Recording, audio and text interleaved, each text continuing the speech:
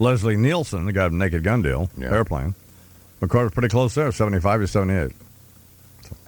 And it looks good. So I met with Ted McGrath yesterday from Fuji. Guy runs Fuji, or does something with, I think he's the head of Fuji, isn't he, or something?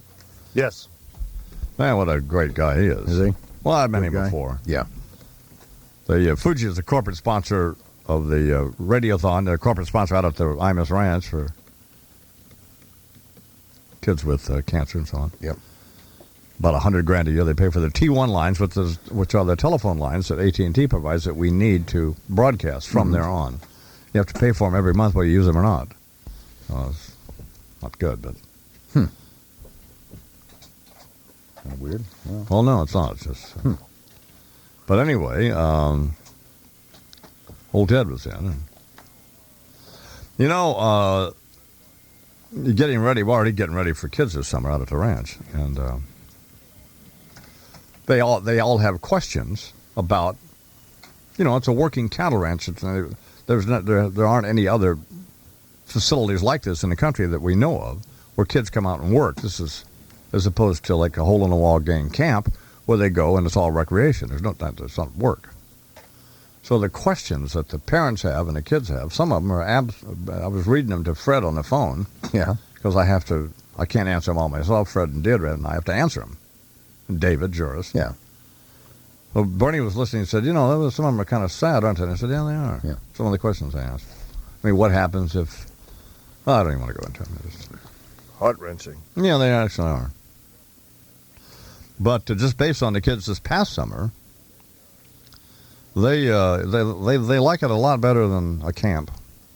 One of the reasons is because each kid who comes out there gets assigned a horse the day they get there. Mm-hmm. And they're responsible for that horse all the time they're there. And when I say responsible for it, I mean if they don't feed the horse doesn't eat. And they have to groom the horse and exercise the horse and all that. Talk to it and pet it. And right. Learn how to ride it. And I mean, but the relationship between children and animals is remarkable. And they also have found with just people in general. But, they take dogs into old people's homes. Sure. Yep. People live longer who have pets. Yep.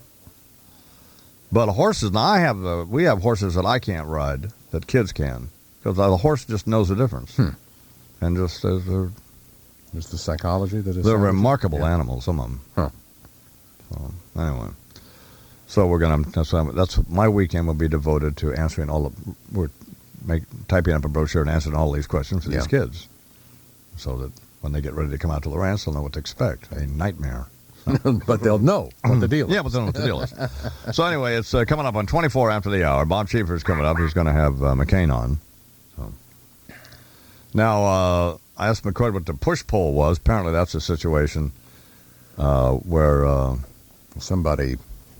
They're either legitimate pollsters or they're posing as pollsters, but at any rate, during the survey, they ask negative questions or make demeaning statements regarding whoever the opponent is. And in some event in South Carolina, apparently yesterday, a woman stood up and asked, in an event where McCain was, a woman stood up and asked McCain about it, and I think we have that tape. Let's listen to it. My son answered the phone, and he was push-pulled.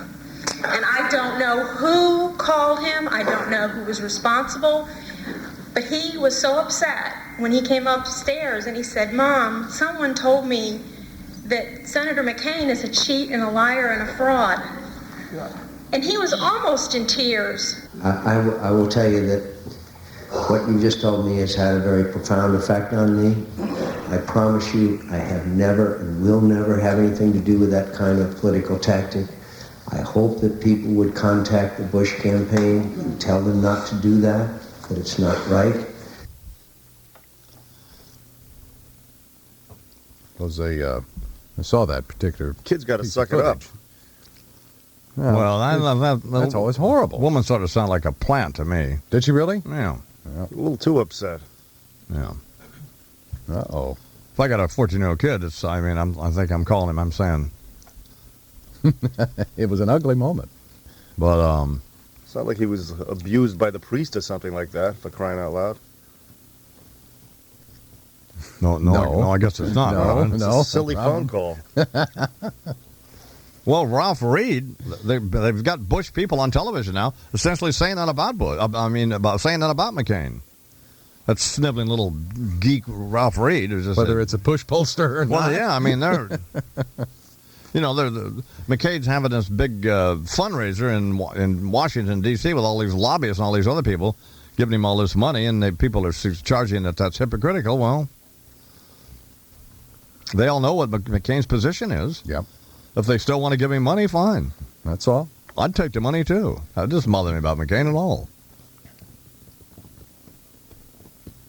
If I have anything to do about it with my tremendous influence. That's right, kingmaker. McCain's going to be a president, period. Get over it. I mean, now what? So I guess I'll call this guy from Newsday. All right. That's just ridiculous, isn't it? But there's not any, I don't know.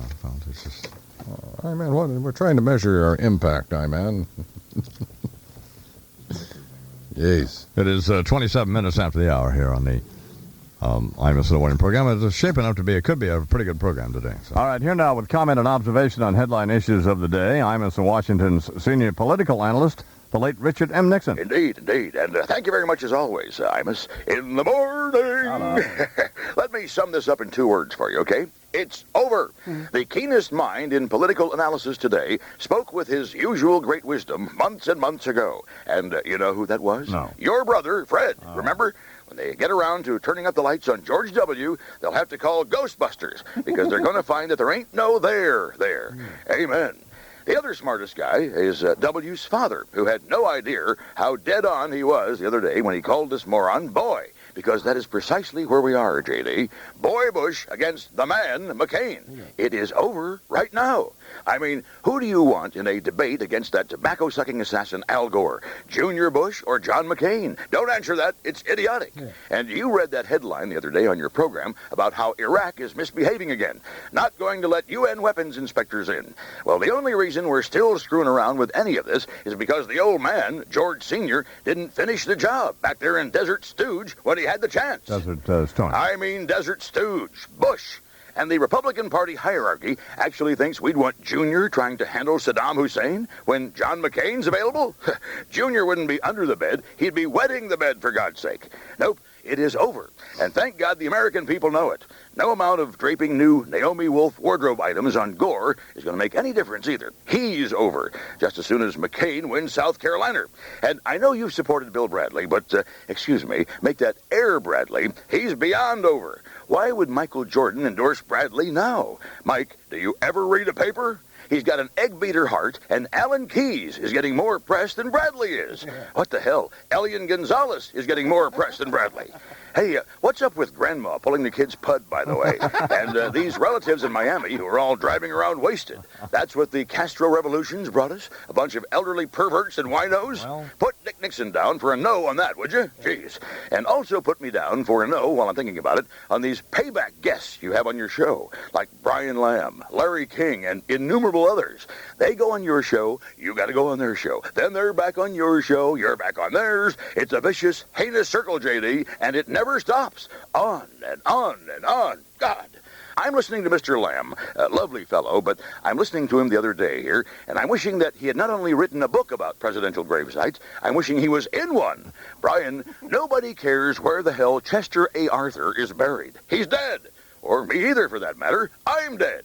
The only guy who's coming out of the past few shows on a positive, in my view, is this young Patrick McEnroe fellow, who, if he's smart, will milk this baby for all it's worth, Donna. I mean, if Warner Wolf can get this book, Let's Go to the Videotape, out of a pile of grainy museum footage and appearances on your show, then think what McEnroe can write.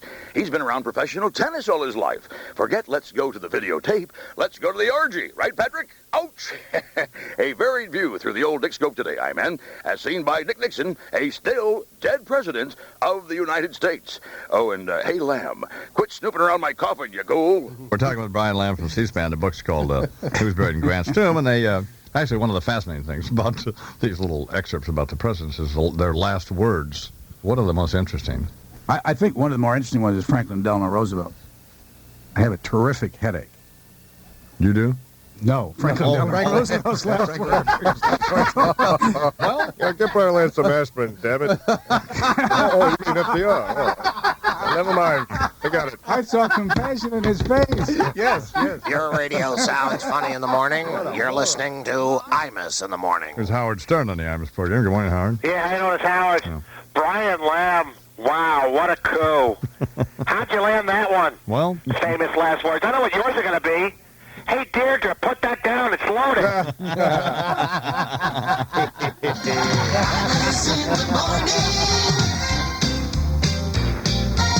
Sports Radio 66, WFAN. She was America's television sweetheart, but behind the smile lay private misery and self-doubt. Mary Tyler Moore on Headliners and Legends, tomorrow at 10 on MSNBC. Two roads diverged in a yellow wood, and sorry I could not travel both. And be one traveler.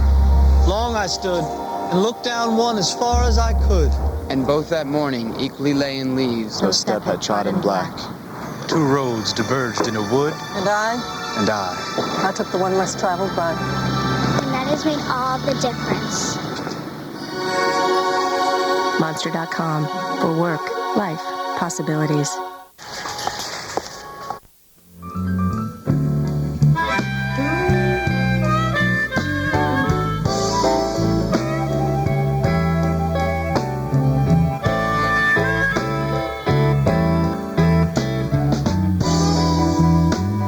Minutes till the hour, and I am Imus the Morning. Please welcome now to the Imus Morning program the nationally syndicated sports columnist Mike Lupica, who we wanted to have him on a little later, but he's copping an attitude apparently. Good morning, Mr. Lupica. You know what gets into me when I tell Bernie the only time in the next 3 hours that I can't be on is when I'm taking my children to school. Yeah. How old are they? 12. Get them a car. No. I could drive when I was 12 out in the ranch. Is Wyatt driving? Well, no, but, we're not far from that, I don't think. So. Good morning, Mr. Imus. How are you? I'm fine. Tiger Woods is 6 out, isn't he? Yes. He was 7 out, with 7 to play the other day. I understand that. And so I was one of those people that looked when they were putting the crawl on the TV the other day. I said, well, gee, he's not going to win this one. And then I got into the car and heard that he'd hold out that shot from the fairway. And then I was able to follow the rest of it that day, luckily, on the radio with Mike and Chris. Let me just get one thing straight, okay? Because I said this to you that night on the phone. Yeah. Mike and Chris talking about golf. Okay. Well, and I beat them. Although Mike did point out to me, he said, if I wanted an accurate count of the strokes I actually took, why... Oh yeah. There was a second gun in Dallas too. So, how? This is a stupid question, but is this not knowing a lot about golf? Is this as remarkable, this streak of Tiger Woods, as it seems? Yes, it is. I know when Duval won 3 in a row last year, I thought that he had stretched it to the limit just because of the level of competition now, and then this guy got on a roll.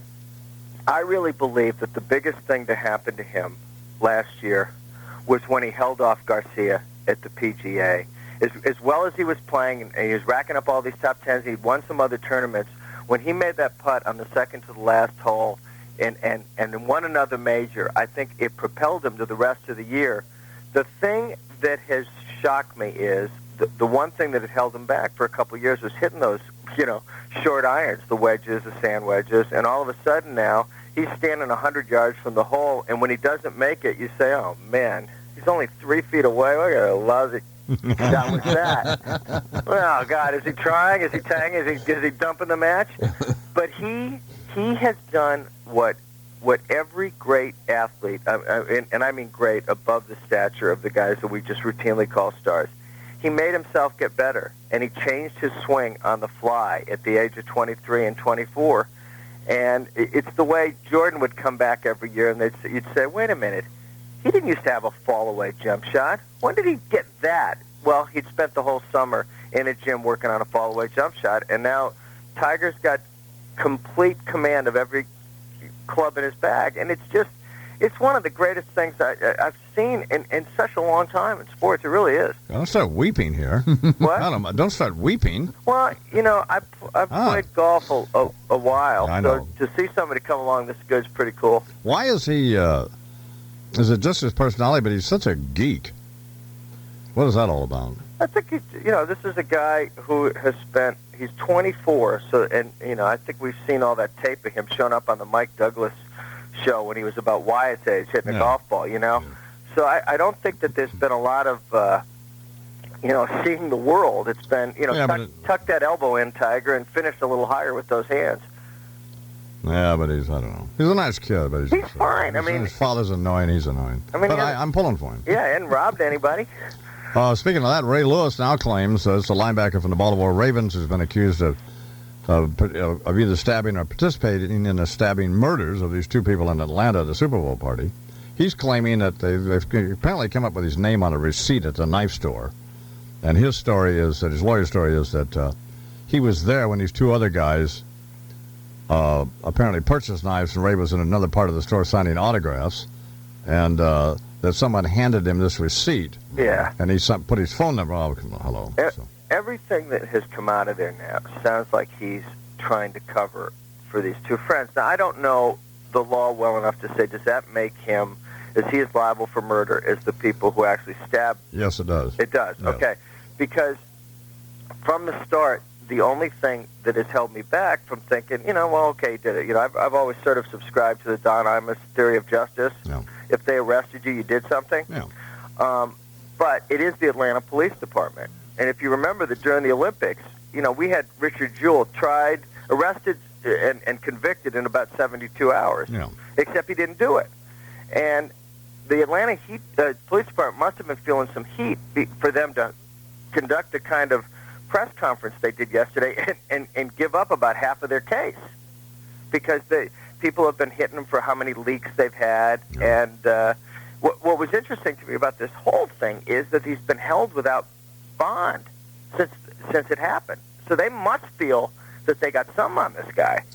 And then the two guys who are still on the lam apparently have long criminal records and are considered dangerous. So the stuff I read suggests that nobody's going to talk until these two guys are in custody. So yeah, I mean, it does sound like he's trying to protect these two dopes or himself. Yeah, and if you know what, if he's lying to the cops, it's only going to make things about 20,000 times worse for him. In another part of Atlanta, are the Braves trying to trade John Rocker? That's what I hear, yeah. Oh, okay. Imagine that, Imagine trying to trade one of the main guys with the team and with the community, Well, how come Al Campanis of the Dodgers lost his job and this guy doesn't lose his? Well, the Dodgers fired Campanis. The Dodgers fired Campanis within like 48 hours of him going on Nightline. Yeah. And, there's a great story about Vin Scully watching that Nightline that night with some people and saying, somebody help him. That's not what he's all about. And, of course, nobody did. Jimmy the Greek got fired within the weekend by CBS when he said what he said. And so the company took it upon themselves. I think baseball wanted to make a statement with this guy. And I think they had a right to make a statement. I just think that the punishment was so out of line with what he actually did. And Campanis? No, Rocker. Rocker. But baseball took this away from the Braves. So the Braves never suspended Rocker. What should have happened to Rocker? I think he should have gotten like 2 weeks. I mean, Alomar got 5 games for spitting on the umpire. No. And while that might have been light, for Selig to come out and say, well, this is a 1-month suspension. Well, if you take 6 weeks of spring training plus a month of the regular season, it's a 2.5-month suspension.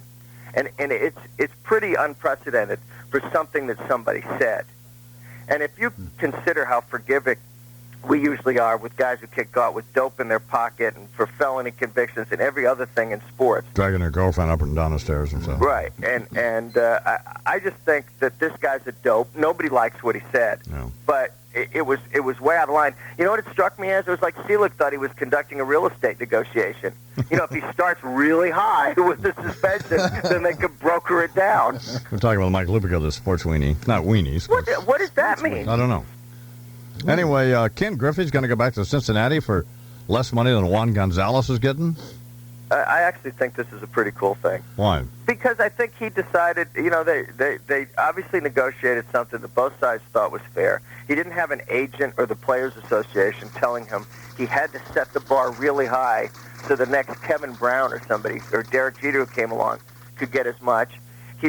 But the best thing about it is he's going to what is considered one of the smaller market teams, and Cincinnati's going to come into the season thinking that they have a chance to win the World Series. And most teams in those markets haven't had a chance lately. But they've got this guy, Jim Bowden, who is just, I think, is the smartest front office guy in baseball. And even when he had to cut his payroll to about $20 million a few years ago when, poor old Mark Schott was still running the team, he kept them competitive. And then, they ended up playing that one game with the Mets last year to get into the playoffs. And, the system still sort of needs fixing in baseball. But when a Cincinnati can step up like this and get the best player in the game, it's a really cool thing. The other thing I was thinking about last night when I was writing about this, very few athletes as great as Griffey have ever been traded in their prime like this in any sport. I mean, this is like Gretzky getting traded in the middle of his career. I like the idea that he went back to Cincinnati. I was just kind of surprised that he went back for, a lot less money than he could have gotten someplace else. But when you start making 12, 15, 16, it's not really to You know what? What you just, I was just about to say something. When it gets to whether you're going to make 16 a year or 18 a year, or there was a big announcement that this week that Mel Gibson had stepped out of the $20 million a picture category, and he's making $25 million. That's just a way for the agents to keep score. It's not going to affect Mel Gibson's life at all. No. And I think Griffey finally decided he wanted to go where he'd grown up, and he's eventually going to play. His dad's going to be manager of the team. Yeah, I like that, the whole deal. It's a good deal for baseball. Thanks for appearing on the program. Thank you very much for having me. Mike Lupica from the New York Daily News here on the Imus Morning Program. It's quarter till the hour. So you didn't tell me Nance was 6'4", Francesa. What do you want to do, date him? No, but I'm you. calling the guy a pansy, and he comes in there and he's 6'4". He's about ready to punch me in the mouth. Oh, you're an idiot. You also said he was fat, doesn't have an ounce of fat on his body. No, I'm well aware of all that. You're the one who's fat. And you're the one who's old and ugly. So when was the last time you played golf, Jim? On Wednesday. And this is not an all-white course we're playing on in New Jersey. Like the one you belong to? If your radio sounds funny in the morning, you're listening to Imus in the morning. It's a little gift. What are these? I'm convinced for Monday, I'm not sure if you have enough balls to play. I'll be there. I get it. It's just 3 holes, but hopefully this will last. 6 dozen golf balls. Okay? Yeah, thank you. There's also a little message emblazoned on every single one. If found, please return to Don Imus. Imus in the morning. Kind of like Nance, remember? Oh, yeah. Sports Radio 66, WFAN. Web attack. Right at South Street, police and fire department are all on the scene. In North Bergen, avoid the intersection of Tunneling Avenue and St. Marcus Road. It's just about at a standstill because of 2 separate accidents. And the South Bend Road freeway barely moving. Country Club Road is a tractor trailer and car collision tying up the 2 right lanes. The forecast a drizzly and mild day ahead, warming up to about 45 right now to a misty 39 degrees. This report brought to you by Delta Dental, the hassle-free group dental plan. Call Delta today at 1-800-932-0783 because with Delta Dental, we'll make it easy to smile. I'm Lori McNichol for the Toyota Fan Highway Patrol. Imus in the morning 2020 sports with a stupid, lazy, inferior American sportscaster, Warner Wolf. Good morning, Warner. Good morning. Thank you, my man. The long-awaited Ken Griffey deal finally completed yesterday, with the Mariners sending Griffey to the Reds for starter Brett Tomko, who was only 5-7 and an earned run average of almost 5 runs a game. Center fielder Mike Cameron, who hit .266 with 21 homers and 2 minor leaguers. Doesn't seem like much for Griffey, who signs a 9-year deal, an average of over $13 million per year.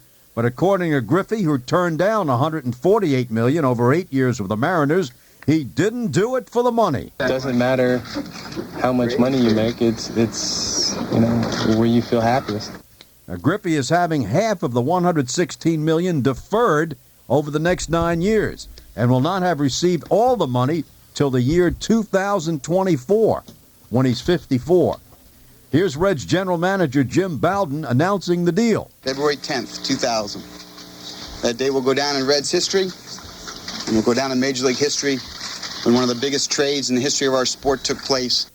Biggest trades? How about biggest steal? Yeah. I mean, this is robbery. 4 nobodies for maybe the best player in the game today. Wow. Biggest trade. What a steal. Come on. Something doesn't smell right here. Man. I'm glad he did it, though. I think that's good to see that. Yeah. You know, let's go play for his dad, play in his hometown. Right, sure. Cincinnati's a great place. Yeah. Well, I was very enthusiastic about this whole thing, but there's something we don't know is going on here. I mean, Don't you think? Yeah, I mean, Seattle just gave him away. No. I mean, of course, he said, I'm not playing there, period. Yeah, so now what? But still, you would think. I mean, I know he was going to play out his option. If not, they're going to lose him, get him for nothing. But, Right. I mean, they got 4 nothings. I mean, this is the most lopsided trade. If you just took players 4 for 1, you'd say, what? Well, where's the other 5 players? Yeah. You left somebody out, right? Yeah, this is weird, isn't it? Crazy. Something ain't man. right. Something ain't Insane. right.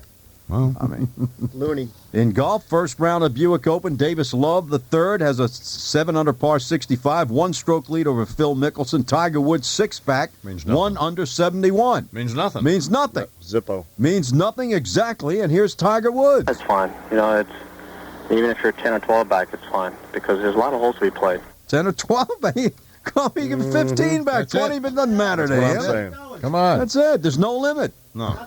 Nothing. There's no Well, handicap. if he wins this, Oh, my God. if he wins this one, then I think it's just insane.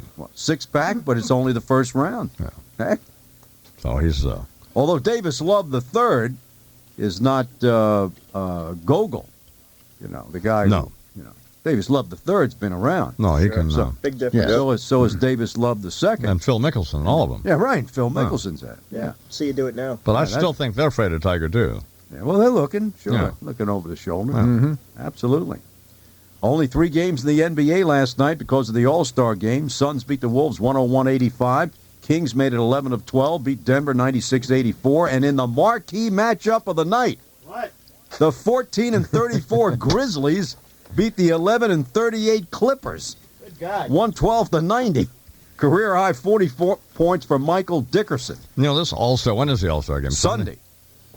Who cares? Who It's cares? like the Pro Bowl. Yeah, isn't It is. Yeah. Yeah, no D. Let them play. I Shoot. mean, it's just, Like the hockey all-star. do you even want to see it? I have no interest. Zero Yeah, interest. It I'm used not to be okay maybe when, I never, yeah, I mean when Jordan played or Bird or something like that. Or But- Wilt against Russell. Well, You something wanna like see- that. But, yeah. man, this is, Yeah, Magic Let's against see. Bird. Yeah. Allen Iverson shoot 50 times. Yeah, that's right. I mean, That's come on. That's right. Well, Throw it up. You know how the All-Star game is in Oakland. we You have know. 7 seconds left. All right, home of the Warriors. You know how the Warriors are promoting the game? No. They're saying buy your tickets now to the All-Star game, where you can see real NBA players. One of welfare times, my program. Imus in the morning. Knock, knock. Anybody home? From MSNBC, celebrating Black History Month, here is Jane Pauley with Time and Again 2000. Nelson Mandela became South Africa's president, but for years before that, he was a prisoner and a powerful symbol of the injustice of apartheid. On February 11th, 1990, Mandela was finally released, and his walk to freedom marked the beginning of a new era. In Soweto, far away from the enormous demonstration in Cape Town, stunned black families watched their television sets in disbelief. But at the sight of Mandela leaving prison, all lingering doubts disappeared. Thousands of blacks swarmed into the streets. The sounds of rejoicing were everywhere. Nearby, even parts of mostly white Johannesburg were overrun. But here, police moved in and dispersed the jubilant crowd. Racial conflict here is far from over. Watch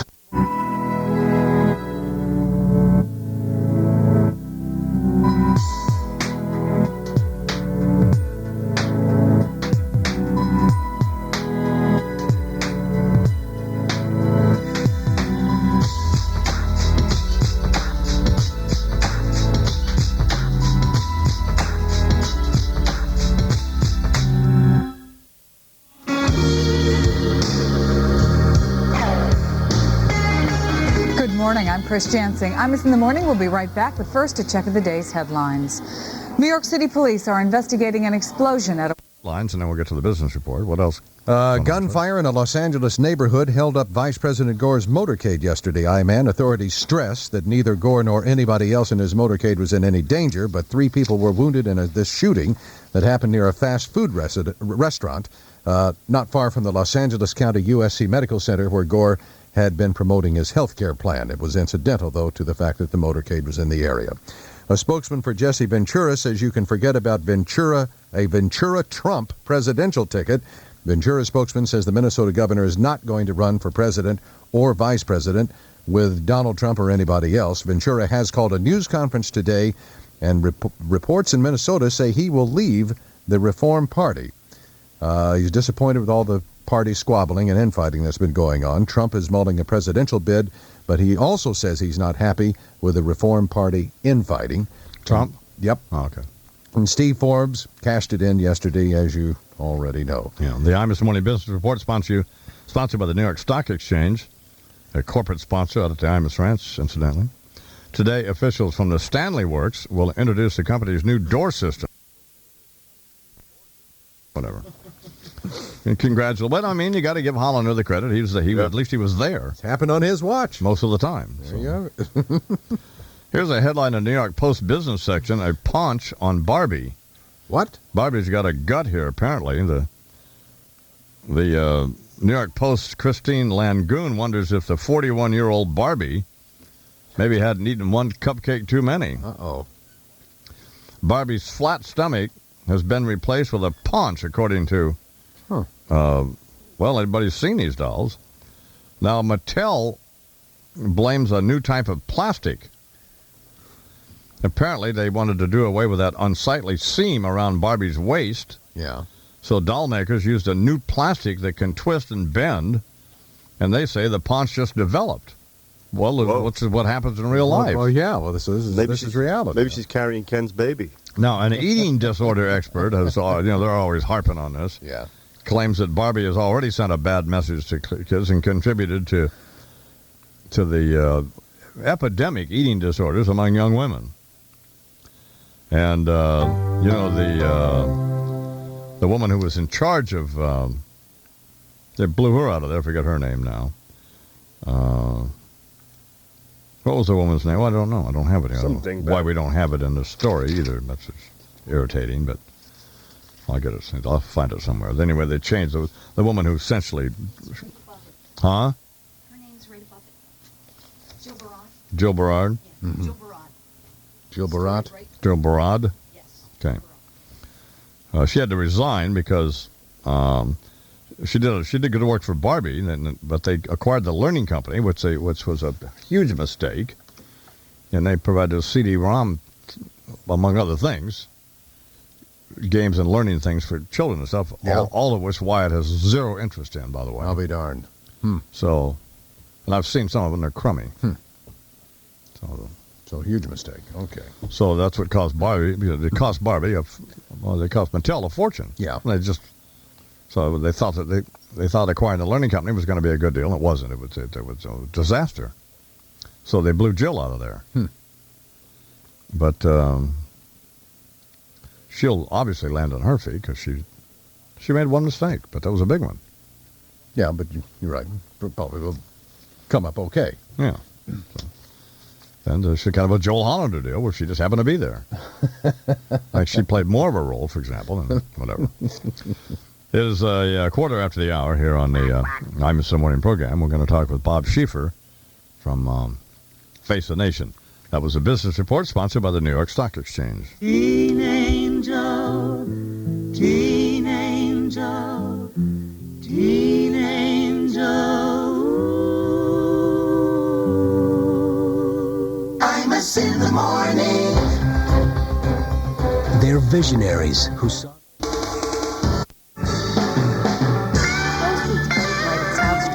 Yeah, weather cloudy with occasional drizzle. Today, the high around 45, and at the moment, it's a misty 39 degrees.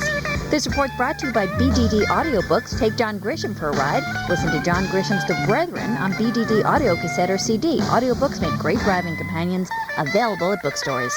I'm Lori McNichol for the Toyota Fan Highway Patrol. It's 21 after the hour here in the Imus in the Morning program. Well, here's one of the ways I kind of amuse myself. Is the show starts at 5:30 in the morning. Yeah. And Bernard and Lou are supposed to be here at 5. Okay. And generally, I don't get here then. So I come in sometime. I come in sometimes around 5:30. Mm-hmm. But on the days that I do get here at 5 or before, like this morning, yeah, then I look for them. Well, they're never here. They weren't here this morning. Uh-oh.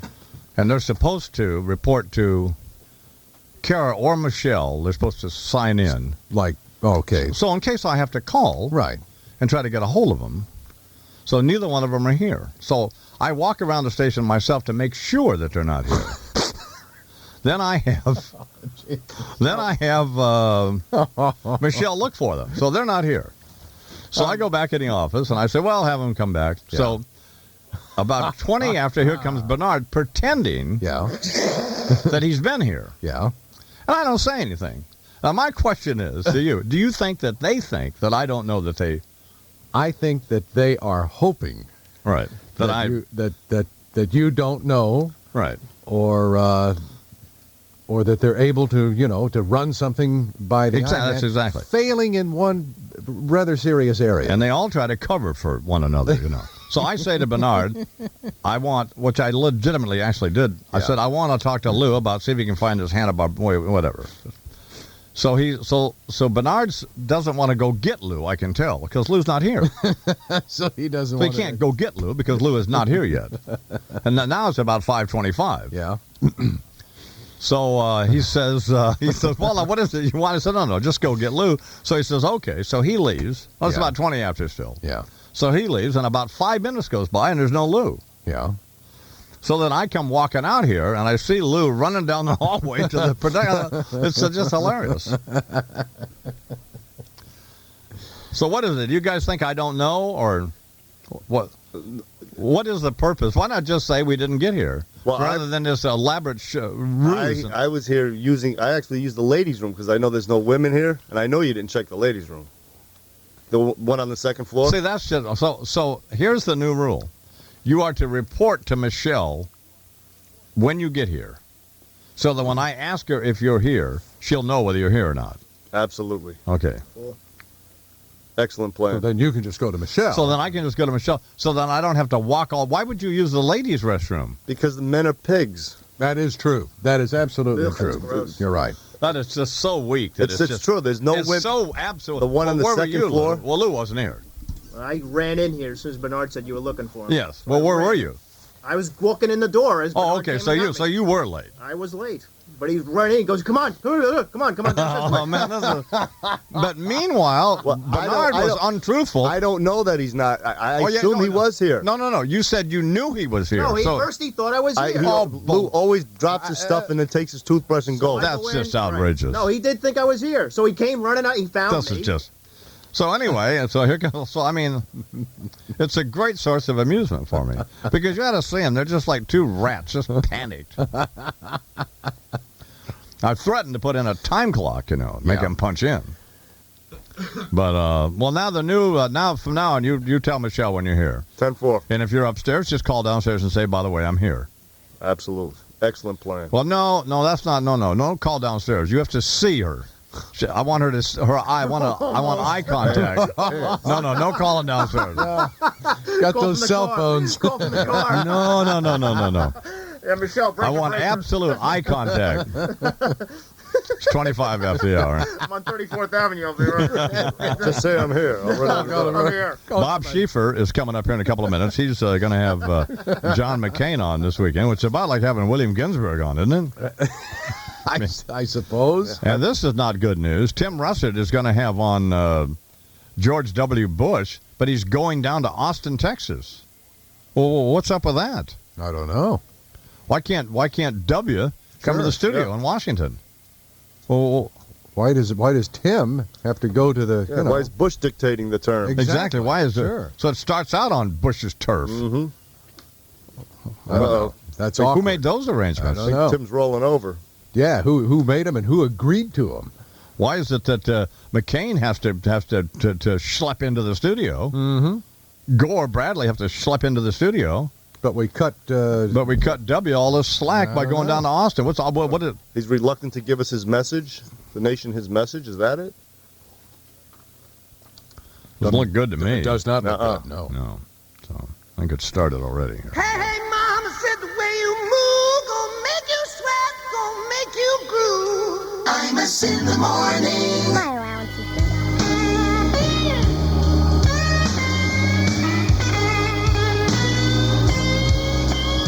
Another reason CNBC.com's portfolio tracker has been called the best on the web. Get expert analysis on all your... 820 at the George Washington Bridge, 10 minutes at the Queens Midtown Tunnel, and the Triborough and 59th Street bridges are busy in all directions. This report's brought to you by AT&T Dedicated Hosting. Your online business is your baby. Who will you trust to host it? AT&T Dedicated Hosting for your business internet needs. Call 1-800-ATT-3199. I'm Lori McNichol for the Toyota Fan Highway Patrol. Yo, Imus in the morning, 2020 sports, front and the hype, taking a swipe, right with the stereotypes. I think this little dude be sucking on a crack pipe. Want a woof. Good morning, Warner. Good morning. Thank you, my man. The Imus in the Morning Sports Report is brought to you by Hackensack Medical Center. Move over, Brinks robbery. What? Move over, Brinks robbery. What? Move over, Brinks robbery. All right. In one of the great steals of the century, Ken Griffey, maybe the best all-around player in the game today, was traded to the Reds for starter Brett Tomko, only 5-7 with an earned run average of almost 5 runs a game. Center fielder Mike Cameron, who hit .266, 21 homers, and 2 minor leaguers. Where are the other 4 players? I don't know. I know Griffey said he would leave Seattle and would become a free agent after this year, but you would think that the Mariners could have gotten more for Griffey. In fact, here's Mariners general manager Pat Gillick, who was asked where Tomko fits into his rotation. We have now 6 starters, and Brett Tomko fits in as that, but it will be decided in spring training, who will be our 5 starters, and Tomko will be competing for one of those positions. This guy sounds like George Bush, doesn't he? Yeah, he did. Man, He lost what are you, drunk? What the heck? That's right. So this guy might not even make the club. No. Goodness. And here's Mariners president Chuck Armstrong wishing Griffey well. We wish him Godspeed and great success, and hope that he, when he thinks about it, goes into the Hall of Fame in a Mariner uniform. Yeah. Fat chance. That's going to happen. That's going to happen. Yeah. Play for you, idiot. The people on the team don't want to wear it. That's right. The active players don't want to wear it. He's going to go in the Hall of Fame with that crummy uniform. Get out of here. The NFL, the salary cap strikes again. No, I won't wear the uniform that Johnny Bench and Pete Rose wore. No. Well, Pete Rose didn't get in, but Joe Morgan, I'm not going to wear that one. I won't wear Mariner. Get out of here. Get the hell out of here. What are you, nuts? Oh, man. That's insane, isn't it? Yeah. Warner continues. In the NFL, the salary cap strikes again. The new slogan of the NFL, if you're old and make big money, you're out. Yeah. The Bills cut All-Pros Bruce Smith, Thurman Thomas, and Andre Reed. The Vikings cut All-Pro offensive guard Randall McDaniel, wide receiver Jake Reed, and tight end Jake Glover. The Broncos released Neil Smith. You could have an All-Pro team of guys released because of the salary cap. Yeah. And Dan Marino has voided the last 2 years of his deal, saving the Dolphins $6 million. Marino could retire, re-sign with the Dolphins, or go elsewhere. Just get out. Yeah. Yeah, Well, out. you think Marino did the Dolphins a favor just because he's a good guy? No. No. He wanted to get away from new offensive coordinator Chan Gailey. That's it. He ruined Aikman. He ain't going to ruin me. No, absolutely. Old-time boxing fans will remember former lightweight champion Bo Jack, who died Wednesday at age 78. Jack, whose real name was Sidney Walker, fought more main events at the Old Garden than any fighter in history. NBA, Grizzlies beat the Clippers, Kings over Denver. Denver's now 9-93 on the road. Good Lord. In their last 102 games. Man, do they suck. Oh, wow. And the Wolves the Wolves lost to the Suns. Here's the Wolves' Kevin Garnett. The NBA is crazy like that, You can have one night when you're great, one night you're terrible, so. Here's an oxymoron, man. Yeah. The Wolves' 6'11" Kevin Garnett is listed as a small forward. How can you be 6'11" and be small in anything? Unbelievable. Nuts. Is the NBA losing some of their appeal? I don't know. Well, NBA TNT ratings down 28% from last year. NBC down 18%. And live attendance has gone down from last year, with 17 of the 29 clubs down at the box office. Could be ticket prices. Could be the fans are still mad at the lockout. It's ugly. Could be. All right? Could be just the players all suck and Jordan's gone and we don't want to watch them. What's the point? But the Lakers are about the only thing that makes any sense. So that's right. That's ridiculous. 7 minutes now until the hour here in the Imus Morning program. Well, they still haven't resolved the situation with this kid in Miami. Nope. God, are we tired of this? Me and Julio, Bailey, and whatever.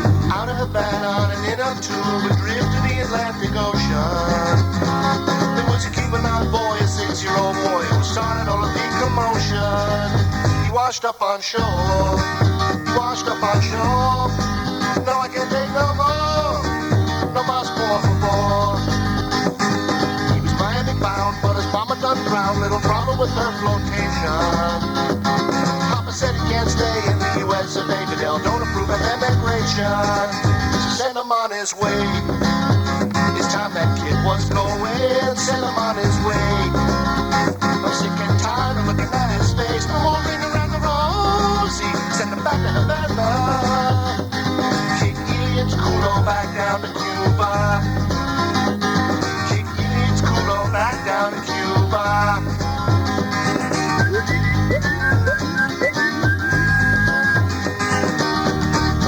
Oh, now the end of the drama is two grandmamas over here with their bilingual priest. Like another Bay of Pigs, soon this kid will be big enough to play center field for the Yankees. Send him on his way. It's time that he was going. Send him on his way. I'm sick and tired of looking at his face. Moving around the rosy. Send him back to Havana.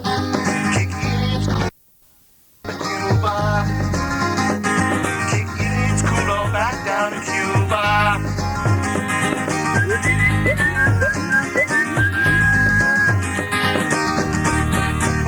Now the end of the drama is two grandmamas over here with their bilingual priest. Like another Bay of Pigs, soon this kid will be big enough to play center field for the Yankees. Send him on his way. It's time that he was going. Send him on his way. I'm sick and tired of looking at his face. Rolling around the rosy. Send him back to Havana. Kick Ian's culo back down to Cuba. Kick Ian's culo back down to Cuba. Already have more Cubans than Bill stuck in Monica. Dang, dang, dang, ding it on the blue moon, blue moon. Dip, dip, dip, dip, moon, moon, moon, blue moon. Dip, dip, dip, moon, moon, blue moon. Dip, dip, dip, bomb, bomb, bomb, bomb, bomb, bomb, bomb, dang, dang, dang, ding it on the blue moon. You saw me standing alone, without a dream in my heart, without a love of my own. Dang, dang, dang, ding it on ding. Imus in the morning. This is important.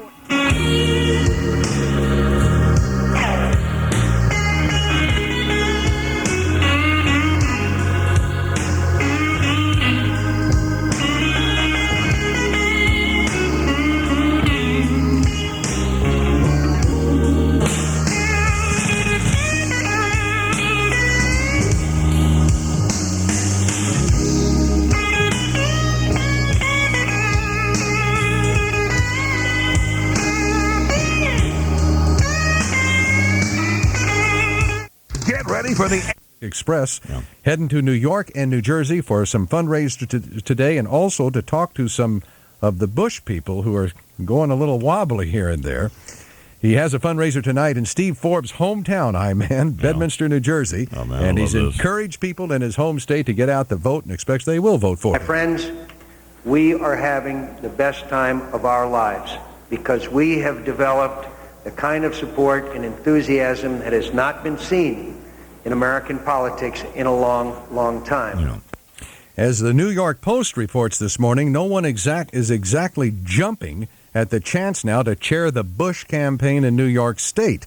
Right. Governor Pataki there, widely mentioned as a possible running mate for Bush, has been, quote, nearly invisible since his disastrous failed bid to keep McCain off the ballot in New York. And as one prominent Republican joked, who wants to chair the Titanic? He and his henchman, Xenia Mocha, Bernie's friend. Right. Couple of losers. God, man, are they unbelievable. It's 8 minutes after the hour here in the Imus Morning Program. Please welcome now to the Imus Morning Program, sponsored by your Tri-State Jeep dealer. Jeep, a corporate sponsor, by the way, of the Imus Ranch. My brother, Fred Imus. Good morning, Fred. Good morning. So How you doing? I'm fine. How are you? I'm great. Yeah, he doesn't sound. He sounds like a little edge to his Little voice. grumpy, maybe. Little grumpy, little edge. No, I'm fine. So I got a letter from a guy at Newsday. Wonderful. Noel Rubenton. Oh, no. Dear He's a Don. good old boy. Dear Don, I'm the Viewpoints editor for Newsday in charge of the paper's OPED section. Oped section. Yeah. I'm sure he means op-ed, but didn't hyphenate it. No. I'm also in the midst of writing a series of columns about the media coverage of the U.S. presidential campaign. I'm currently working my next column, and it's going to be, guess what, Mr. Imus, about you. And here's his question. Will your support of McCain help or ruin him? I've been reading about you, talking to people about you, and thought I should talk to you about it. Oh, my God. I'm trying to take a look at your impact. Oh, my God. On presidential politics, and Stop it. Now, this is a guy who apparently is a newspaper reporter. And I think you jump-started old McCain's campaign. Well, see, that's the problem. Even my own brother. Yeah. Another thing is, here's the weird thing about McCain. 2 months ago, he was just looking like, just one of the guys in the debate. When they were debating, he was one of the 5 or 6 guys, Now, the other day, a couple of nights ago, I see him on Larry King. He's looking like the president. Yes, he is. I mean, he has that presidential look. Yep. He's on the cover of Newsweek. He looks like the president. Yeah, so, I mean, I don't know I don't really understand what made that transformation. Well, I didn't have anything to do with it, nor have I ever. You did. I mean, nobody was. See, that's the problem. Here's there the you go. There you go. Nobody would give McCain a chance at all until you jump-started this campaign. Yes, but McCain owes you big time. I was kidding. Mr. Secretary of State. It's a joke. It's a joke. No, it's not a joke. Well, you weren't making it a joke. I mean, it didn't sound like a joke to me. All right. He was in New Mexico. Fred's out at the ranch, by the way, the Imus Ranch for kids with cancer. We're going to raise some money for the TCF, the Tomorrow's Children's Fund, and the ranch coming up the 1st of March, by the way. It's a big radio fund. Yeah, great. I also got a letter from the National Father's Day Committee, Fred. You did? Yeah, they've nominated me for the 2000 National Father of the Year, one of them. It turns out, in doing just a cursory check of this, it turns out they nominate everybody. I do? Yeah, of course. I don't think I got nominated. They're having a big dinner, a luncheon, over at the Sheraton Hotel on Thursday, May 18th, of which I will not be able to attend. However, the Father's Day Council is a not-for-profit, non-commercial philanthropic association, and I do know that they make generous contributions to a number of children's philanthropies and charities. So they do some good work, but the Father's Day stuff is, I don't know. So they're apparently trying to persuade me that this is a good deal. They've enclosed a list of people who they cite as past recipients. And the first one they list, President Reagan, every one of his children hates him. And well, that's what you. Just give Wyatt time. Yeah, he's putting sentences together, isn't he? I guess I don't. I hate you, you old bastard. You mean you're talking about Wyatt? Well, won't he be able to say that pretty soon? He can say it now. He can say other stuff, too. Absolutely. He repeats literally everything we say. Yeah, I know he does. Words that you wouldn't think he would be able to say. Yeah, he's got them. Oh, yeah. I'll say, like, preposterous, and he'll try to say it. Anyway. Well, I can't even say that. Here's the people on their advisory committee. Edward Kennedy. Oh, he's a great dad. There you go. Brian Gumble. Yeah, Brian Gumble. Well, let me see if Gumble is here. I bet he is. Let me see. No, but I know Earl Woods, Tiger's dad. OJ. Yeah, and I don't think. Oh, God, wouldn't that be great? Woody Allen. Oh, well, I don't know. So. Isn't he the guy that married one of his kids? Yeah. Yeah, Woody Allen did, yeah. Jesus, man. Posing his stepdaughter. Married his stepdaughter. Well, they found naked pictures. Mia found naked pictures of her over in Woody's apartment. Woody had been taken of old Juan Hookie or whatever her name is. Sun Yi. Yeah. So we got the Daytona 500 coming up next week, Fred. Yeah, I know it is. Thank God. Yeah, well, we're back. Because I'm picking old Tiger to win number 7 this weekend in San Diego. Oh, you are? Yeah. Well, you know he's 6 out after the first round. Yeah, so that don't mean anything with him. It means nothing. Means nothing with that guy. He's the Michael Jordan of golf. He's greater than the other great ones. That's what you have to be, to really make a great player. Yeah. That's what makes Michael Jordan what made him so great was he was the greatest among the great. You get a lot of these guys that are good, but they're not the greatest. Yeah. Playing with great guys, by the way. That's a good point. That was our point about Tiger Woods, is that we were talking to Lupica a couple of hours ago about this. Is the guy's doing this when there's about 80 other guys out there who can also win. We're capable of it. Back when Pioneer Nelson and Ben Hogan did it, I mean, there were 3 guys playing, and Dan Jenkins was following around writing about it. I mean, there's nothing that was not happening. No. So that's really what makes him a phenomenal player. Yeah.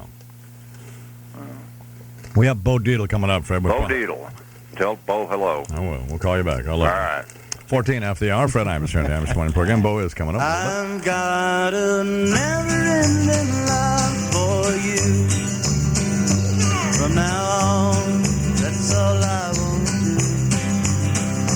From the first time we met, I knew I'd have a never-ending love for you. Imus in the morning. In the financial services business. Before she turned the world on with her smile. .com or call 1-888-ULTRA-95. I'm Lori McNichol for the Toyota Fan Highway Patrol. It is 19 after the hour, and I am Imus in the morning. Rob Bartlett and Bart Less. Big Valentine's Day show tomorrow night. Yeah. Community Theater in Morristown, New Jersey. All right. Almost sold out, Great. Good. Then they'll be in concert up there at the Weinberg Center for the Arts in Frederick, Maryland on Saturday, February 19th. You can check out Rob on his website at robshow.com. Yeah. We're Blonde and Pretty, What Happened to You? A hilarious evening of sketch comedy with 4 women, one of them my daughter Elizabeth, at the Second Stage Theater in Santa Ana, California, tonight and tomorrow night. Oh, good. And then February 25th and 6th, they'll be at the Next Stage Theater in Hollywood, California on March 3rd and 4th.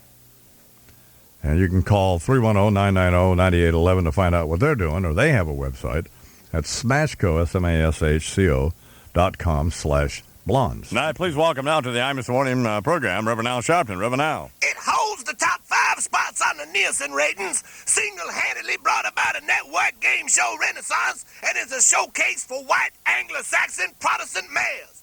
I refer, of course, to ABC's Who Wants to Be a Millionaire, or as I like to call it, Regis Philbin's Jeopardy for the Retarded. I have never seen more dumbass white people in my life.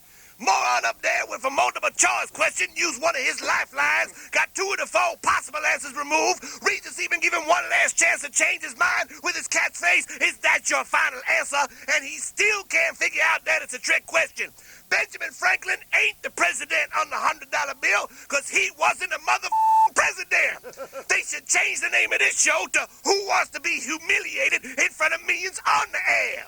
That's why, in light of the recent pledge by the networks to feature more minorities on primetime programming, I'd like to know, how come there are no people of color competing in this damn game? Where are the players? Where are the African-American women? Black ladies have long been a staple of daytime TV game shows. How many screaming Loquishas and Takimas you seen going berserk on Bob Barker's ass when they found out they won the bid for a dishwasher on The Price is Right? Girl win a refrigerator, act like she just got a husband's jail sentence commuted. The inference here must be that ABC doesn't think black people are smart enough to be on the program. Because you can't tell me they ain't dialing that number trying to answer enough questions to qualify. You could have a show called Who Wants $5 and tell me anybody who wouldn't pick up the phone to give it a shot. It ain't like the questions are taken from a Mensa qualification exam. I don't think there's too many people, black or otherwise, who aren't aware that Snoopy, not Lassie, is Charlie Brown's dog. In all fairness, even Regis himself has made an on-air plea for a more ethnically and gender-diverse group of potential champions. But probably only because over on 21, they've already been successful with multifariousness. Maybe it's because Maury Povich married to that little Chinese girl and she put her foot down from the get-go. I don't know. But the point is, when the top 5 shows in America happen to be one show that only features one kind of contestant, the message it sends is one of discrimination. If you won't allow black people to be contestants, then at least have one as a host. Replace that monkey-ass Regis Philbin with Brian Gumble. Ain't nobody better to talk down to a bunch of stupid white people than that condescending hoe. Is that your final answer? Are you sure? Sir, let me be the first to tell you you are the dumbest white person I have ever met. And that's something coming from a man who worked with Katie Couric and Willie Scott. I woke up this morning, my jacuzzi wouldn't work. Then the butler quit on me, man. Can you believe it? Jerk. Must have been my artistic temperament he couldn't take. How come nobody wants to give me a break? I got the blues right now. Mean and low. I'm as low as the heels of my alligator shoes. You should know how it feels to have these millionaire blues.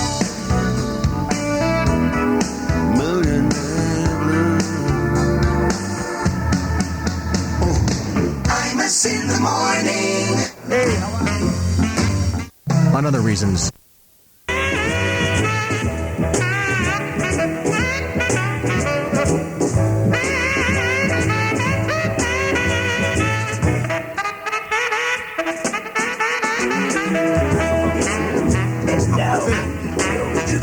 Brought to you by Bo Deals. One Top Computer Cop. Computer Concepts, Bohemia, Long Island. The world's easiest internet guardian.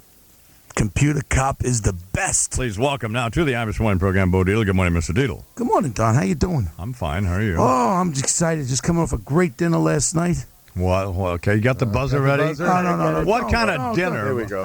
What dinner? I was at dinner last night, Rayos. Hey, you didn't get the buzzer. Who were you there with? I was up there with the great senator from Massachusetts, John Kerry.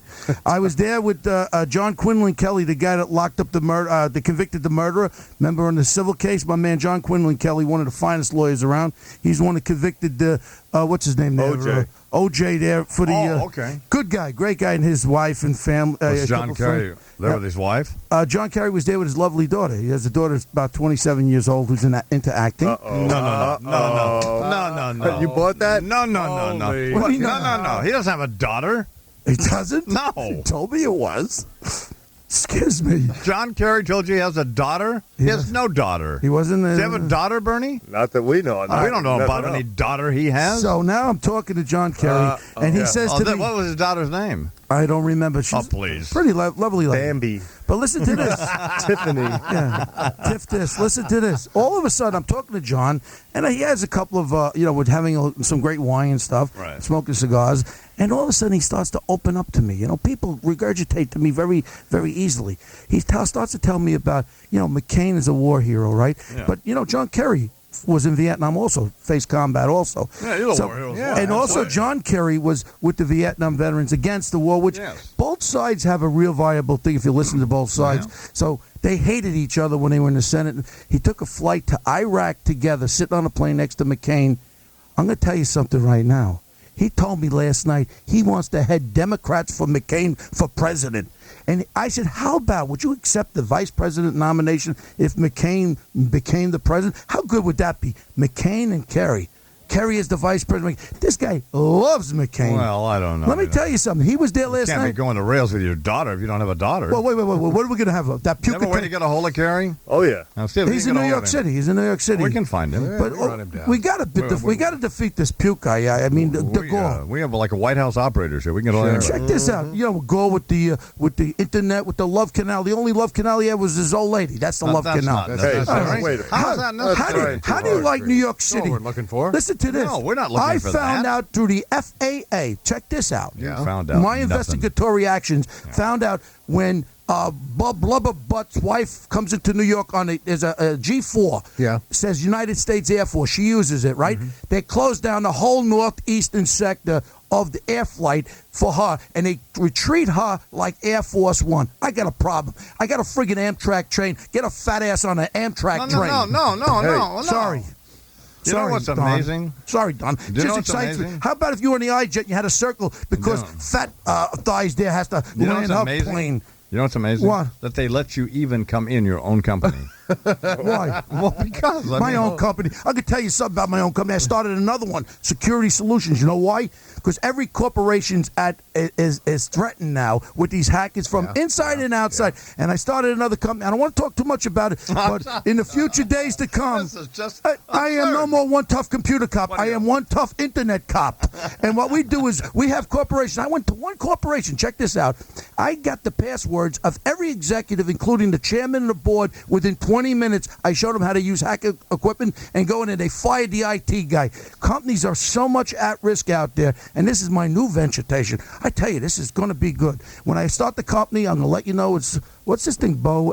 What is that thing? Bo sucks. That's my screensaver. Okay, all right. But my point is, this is an avenue. I'm going to tell you because corporations are at risk there. We have a team of guys that go in there. You talk too much about these things before they actually happen. No. And then you dissipate the best thing in the energy. world was when that English homo didn't buy my company. I own the whole company. You dissipate the energy of your dissipate what? I got a company. Of your venture. I opened a company already. It's called Security Company. Solutions. It's like a diminished It's like a website. I diminish this. I got Security Solutions now. It is 32 past the hour, and we're talking with Bo Dietl. Andre Agassi sends his love. I spoke with him yesterday after your show.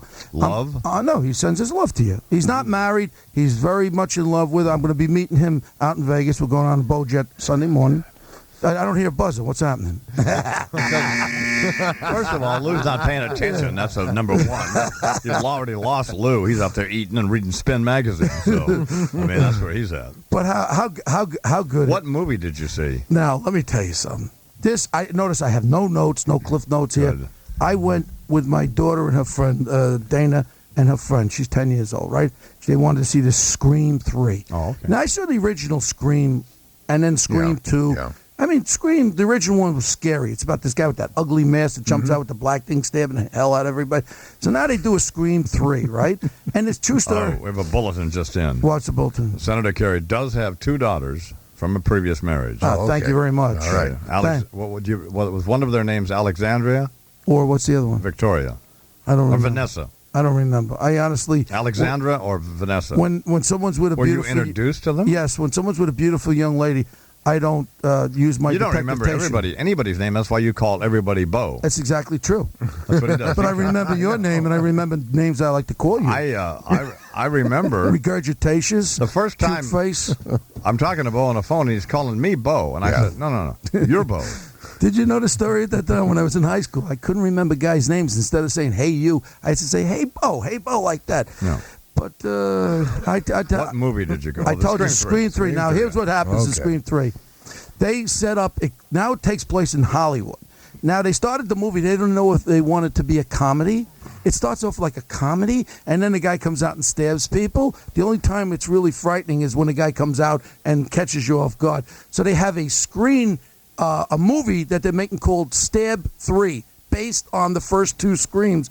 Stupidest plot I have ever heard in my life, and it goes on and on. Yeah. And the detectives that are there, it goes from humor, and then all of a sudden they're stabbing people. And that one girl, Jenny, McCarthy, there is in it. She has small, but everybody gets killed off and all that crap. But I'm going to tell you something. Honestly, I read the reviews for Scream 3 in the newspaper. Are these people retarded? These critics, these movie critics, got to be in the tank on all these things. They got to own stock in these companies. Best movie, this. Don't waste your money. Last week it grossed $38 million. Yes. It just shows you. Again, people, listen to me. Save your money. Scream 3. When you're going to walk out of the theater, you're going to say, Bo was right.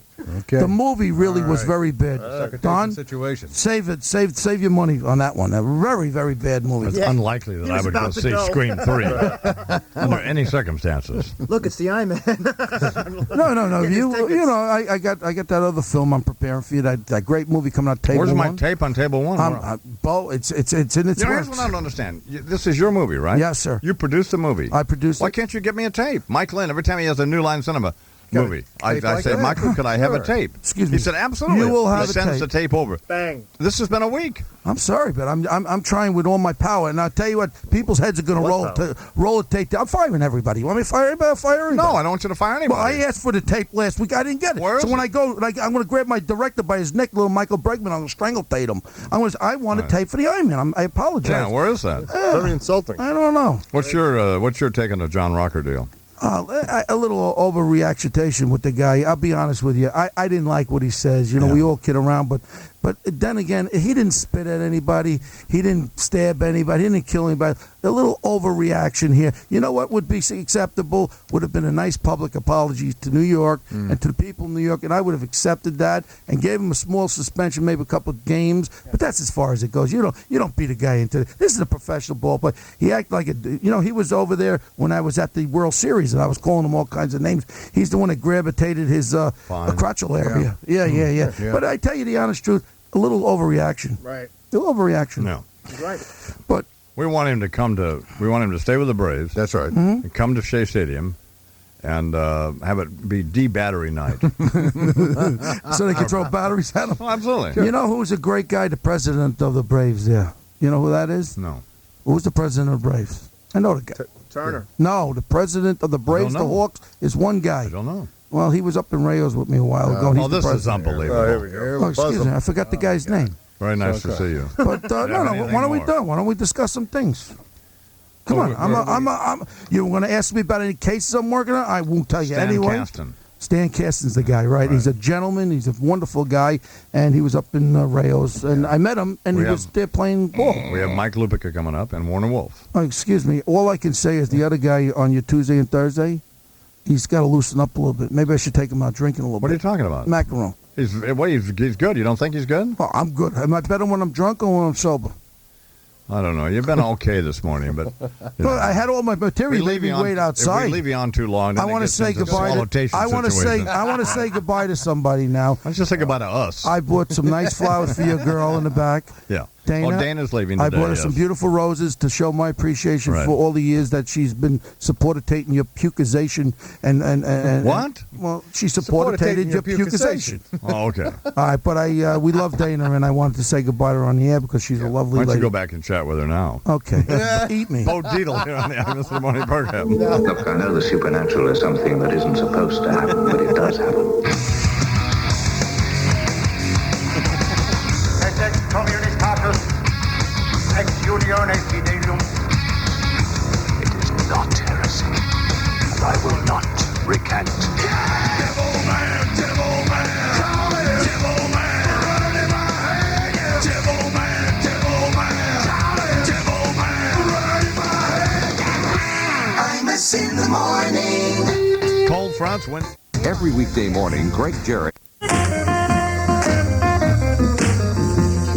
Forget about southbound 1 and 9 from Newark to Elizabeth is pretty much at a standstill because of a trucker protest against the rising cost of diesel fuel. Tractor trailers are just parked all over the place in various lanes. In Lower Manhattan, Wall Street still closed between Fulton Street and Water Street. That's due to a police investigation of an earlier bomb explosion. Also, Water Street's blocked off between Fulton and Old Slip. If you're heading to LaGuardia and Kennedy airports, call your airline before you head out. Both are reporting 30-minute delays because of the weather. Newark's on or close to schedule. The eye weather, cloudy with occasional drizzle today, the high around 45. In afternoon, it's a foggy and misty 41 degrees. This report's brought to you by BDD Audiobooks. Take John Grisham for a ride. Listen to John Grisham's The Brethren on BDD audio cassette or CD. Audiobooks make great driving companions, available at bookstores. I'm Lori McNichol for the Toyota Fan Highway Patrol. 16 to the hour here on the Imus in the Morning program. Please welcome now for his second appearance of the morning, nationally syndicated sports columnist Mike Lupica. Good morning, Mr. Lupica. Good morning again. Novelist. Yep. Raconteur. Just about finished with a new one. Yeah. Bon vivant. Humorist. Wrote Bill Parcells, wrote Reggie Jackson's books. Wrote Fred Imus's book. You know what Bernie was just saying about this being Dana's last day? What?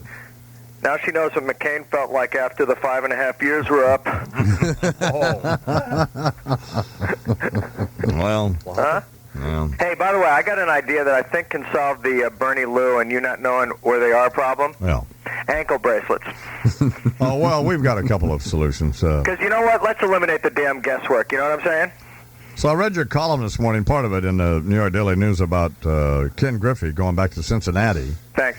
And what Warner Wolf has described as just the biggest robbery since Brinks. Well, what the Mariners had to decide was this. Do they want to have him play out the last year there and have him walk away for nothing at the end of the year, or do the best that they could with the team that he clearly wanted to go play for? And, you know, Bowden, what he did was he waited and waited and waited until finally Seattle realized they were going to walk away with nothing, and they made the best deal that they could. Do the Reds have a better group of players to surround Griffey with so that they have some better opportunity to get in the World Series than he did with Seattle? Yes. Well, they do. Well, they won 96 games last year, and were the story of the season because they were doing it, I think, with a $32 million payroll, which is about, nearly a third of what the Braves and the Yankees will pay out this year. And the only reason they didn't make the playoffs is because Al Leiter went in there for the Mets and pitched as good a game as he's ever pitched other than his no-hitter. I don't understand this. How does he get to wear Willie Mays' number? I thought they retired Mays' number. No, they retired Jackie Robinson's number. Oh. They retired 42. Right. A lot of players wear number 24. Tino Martinez wears number 24, I believe, with the Yankees. Make him take it off. Well, I'd be afraid he's scared to do that. Okay. But he wanted to go home, and the thing that'll make them hysterical at the Players Association is that he took a lot less money than it was being offered to people like Juan Gonzalez and Derek Jeter to do it. And they want these guys to always shoot for the moon because it sets the bar so high that it pulls up everybody. I kind of like it. In fact, I do like it. I like the idea he went to Cincinnati. That's a great baseball team, city, all that, bench, all that, Rose, all of them, Joe Morgan, so on. And I just like that he's going to play with his dad. I like that idea. Yeah, it's a good thing for baseball. I'm not a Ken Griffey fan. He's kind of a snippy little humorless nerd, but he's gotten snippier the last couple of years. Yeah. And because when he came along, I really like him. I mean, I found him to be pretty charming, but he kind of got crabby about being in Seattle. Let me tell you who's really tedious. Who? Oh, God, it's Tiger. Well, Earl Woods, of course, is that's a nightmare. But Tiger, Tiger's like I'm sure he's a lovely kid, but he's just a dork. These products of the Stanford education, you wonder sometimes. McEnroe went to school there? Well, okay, there you go. Pretty much you've cracked the case, haven't you? I wonder if he, how big a deal, I know it's a big deal that he's won 6, but it gets huge now if he wins this one, right? If he passes Hogan's at second place with 6, and then he goes for Byron Nelson's record, but even Byron Nelson, as great as what he did in 1945 was, he will tell you that the fields weren't nearly what they were during that time. Playing against, it was a foursome. I think there were more than 4 people in the field at that point. There was a foursome, and that old fool Dan Jenkins was following him around with a pencil. No. It wasn't. It wasn't a field as small as the Imus Teed-Off Challenge. Wow. I think it was substantially bigger than that. Now the latest on Ray Lewis, that's a linebacker from the Baltimore Ravens, accused of murdering these 2 guys in Atlanta at a big Super Bowl party. His latest deal is that they have a receipt now from the knife store where these 2 guys who are on the lam apparently bought knives that we now learn were used in this murder of these 2 guys. Mr. Lewis is claiming, or his lawyers are, that somebody handed him the receipt and he wrote his phone number on it. And so, so we're getting into Johnny Cochran, But let's just say that Ray did go to the sporting goods stores. With these 2 guys. Yeah. What's he thinking when they buy the knife? What? We're going club hopping later. What do we need? Okay, I've got my money clip. What did I forget? Oh, yeah, let's get a knife. Yeah, that makes a lot of sense. No, how did he think the night was going to play out? This is going to be a very interesting case, I think, because, they've allowed information to slip out at their own pace, the Atlanta police and the prosecutors. But, as I said to you before, the thing that was interesting to me is they must have thought they had something to keep this guy without bail, in jail, without bail for now, the Super Bowl was, 2 weeks ago. Well, he left the scene apparently looking like he'd been in Emil's kitchen on spaghetti night. Well, yeah, and he made what I like to think of now as the Sean Puffy Combs getaway. Yeah, I mean, Jesus. Hey, how about the Puffmeister, huh? Oh, man, what a moron. With this ring IV, well, I don't want to wed you, but would you take the rap for me? Hey, this isn't my gun, it's your gun. Here, take Jennifer's ring. Here, take Jennifer. Well, who's going to, as long as we're in Atlanta, who's going to take John Rocca? They're trying to trade him, I guess, right? Some team that needs to sell tickets, and they think they can turn it into a bit of a circus act, much like the Dallas Mavericks signing Dennis Rodman. And I do believe that there are teams out there. One of the teams I've already seen mentioned is the Montreal Expos. So either way, he comes back to New York. Oh, he's going to come back to New York. I was wondering today how people's opinions about this guy, as awful as everything he said would be, if a New York ball player had said these things. How everybody would be reacting to this, and if they'd still want to run him out of town forever, or whether they'd be more likely to forgive him for just being a dope. What do you think? I think they'd be more likely to forgive him the way they forgave a series of other ball players in this town who were their own for different kinds of transgressions. I mean, in the long ago, Keith Hernandez went and testified in that big baseball drug trial in Pittsburgh, came home that day, got a game-winning hit, got cheered. Darryl Strawberry is forgiven for everything because people just have this feeling for him, and now here comes this big dumb goober from out of town and says all these things, and it's a different perception of these crimes when it's not one of your guys. You know who has a great book's coming out? Who? Warner Wolf. Oh, I believe that would be a great book. Let's go to the videotape. All the plays and replays from my life in sports. Warner Wolf. Let me tell you, Warner knows this. When he left town to go to Washington several years ago, I wrote a column about him. I mean, this people sometimes forget what a huge figure he's been in this industry. But he has very amusing observations, and some of them good points about every aspect of sports. It's just a great book. It's not out yet, but it will be out. And I know it sounds like I have an agenda here to promote it, and believe me, I don't. But I do like Warner, I will confess. Nobody doesn't like Warner Wolf. That's a fact. Uh-oh. Well, very nice. I'll talk to you later, Loopy. What happened? Here on the phone now from the state of Massachusetts, our friend Senator John Kerry. Good morning, Senator Kerry. Good morning, Don. How are you? I'm fine, sir. How are you? Listen, the last thing in the world I want to do is interrupt Mike Lupica. Well, here's why we called. I heard.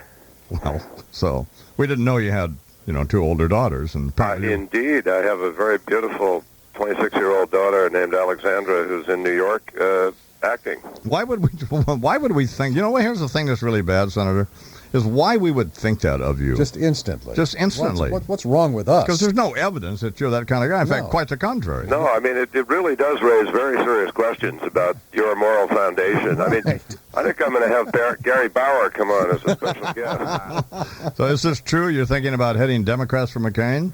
I'm trying to figure out whether Bo even went to bed last night. I mean, I thought I knew what he was drinking, but obviously I missed. I love John McCain. You know that. He's a good friend of mine. But I am obviously working very hard for Al Gore because you've been criticizing me very highly for doing so. Oh, yeah, it's disgraceful. I'm so disappointed in you. It's ridiculous. Utterly. I can't believe you're actually supporting him. I seem to recall that for about 10 brief minutes you were firmly in the tank when you came back from Washington. Oh, my man Al, yeah. Yeah. Thanks. I mean, I don't know. I thought there was hope for you, Don. Well, maybe there is. If he comes on again, probably I'll vote for him. Thank you, Senator Kerry. I'm glad to catch you. Senator John Kerry here on the Imus Morning Program. Imus in the Morning 2020 Sports. You want scores? You want scores? You can't handle scores. Here's Warner Wolf. Good morning, Warner. Good morning. Thank you, I-Man. The Imus in the Morning Sports Report is brought to you by Amtrak. Where's the action in baseball? It's in the National League Central. That's where it is. where you can now see Mark McGwire, Sammy Sosa, and Ken Griffey Jr. Wow. In a 4-for-1 steal, the Mariners send Griffey to the Reds. For right-hander Brett Tomko, who was 5-7, center fielder Mike Cameron, who hit .266, and 2 minor leaguers. Mariner fans are still asking, and who else? Where are the rest of the players? Yeah, where's the beef? Yeah, where's the beef? Where is Come on. the beef? Ain't no beef. Yeah. Ain't no beef. Even with Griffey saying he would have become a free agent and play out his option, you would think the Mariners would have made a better deal. Now, here's one of Griffey's new teammates, Reds pitcher Pete Harnisch. I think overall on paper we're a much solider team. Does that mean we win more games? No. Much solider team. Man, you are really good, man. What is oatmeal in between his ears? Cow. You know, good work on getting a hold of Senator Kerry, by the way, Bernie. Right. You know, Warner writes about the I-Man in Chapter 13 in his book. Really? No, I was absolutely. unaware of that. Oh, yeah, brotherly love. I love this, Warner. So when can we start humping this book, by the way? It comes out in 2 weeks. I'm very excited about this because it is, if you're a sports fan and if you have a sense of humor particularly, and if you like Warner, this is a great book. So don't be like Mike. That's Chapter 59. So talking about Mike Tyson. Yeah. In Warner's opinion, a lot of heavyweight champions could have beaten Mike Tyson. He may have been the youngest, but according to Warner, he wasn't the best. I tend to agree with Warner. I'm sorry, go ahead, Warner. In fact, he was knocked out 10 years ago today by Buster Douglas, which proves any decent fighter with a left jab could knock out Tyson, as did Holyfield and Douglas. The only 2 decent fighters he fought with a left jab. Too bad that girl he raped didn't have a left jab. That'll be fine. Well, can Tiger Woods do it again? We hope so. First round of the Buick Open, Davis Love III, 7 under par 65, 1-stroke lead over Phil Mickelson. And Tiger had his 6-pack, 1 under par 71. But according to Tiger, it's no big deal. It's fine. You know, it's even if you're 10 or 12 back, it's fine because there's a lot of holes to be played. Wow. Is this on anything today, the third round? Yeah, USA. It is? 4 o'clock. Great. Okay. All right. Yeah. Crank it on, baby. Sure. Crank it on. That's it. I mean, I'll actually watch golf on television. Yeah. If it involves a guy I said would never win a tournament after the Masters. That's right. The guy you said was washed up. Oh, man, this is over. What a bunch of hype. Well, you know, he's looking up. And he says, well, really, there are only 2 guys in this tournament that I have to beat. Davis Love III and Mickelson. No. The rest of the guys are not going to beat him. No, not going to happen. So it's a little different than last week. That's what he's looking at, for him to make a statement like that. What else going on? Well, 3 games in the NBA, Suns, Kings, and Grizzlies win. But how about Nets coach Don Casey? What'd he do? Well, he was asked about the officiating in the NBA. But, you know, we can't rely on these guys' calls. We have to rely on these guys' calls. Well, I'll be cutting grass in San Diego. You can't rely on these officials' calls. What are you talking about? Well, he's going to get fined, isn't he? Good grief. That's a bitter man. He might be saying goodbye also. The Nets. Yeah, he's not getting it done. He had a great finish, but no. They're losing too many close games. Yeah. What does that mean? And blowing leads in Big the leads. fourth quarter. That's it. No, I can't be doing that. Somebody's taking an eye off the ball. Yeah. Wall to wall for the Imus Morning Program. Imus in the morning. At the Men's Warehouse, we believe you can't put a price on comfort.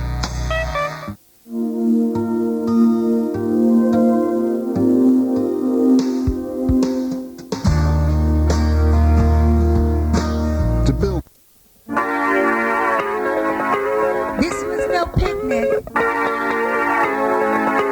It was no carnival either.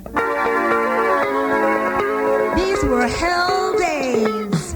All I tried to do was get a decent job with Mr. I.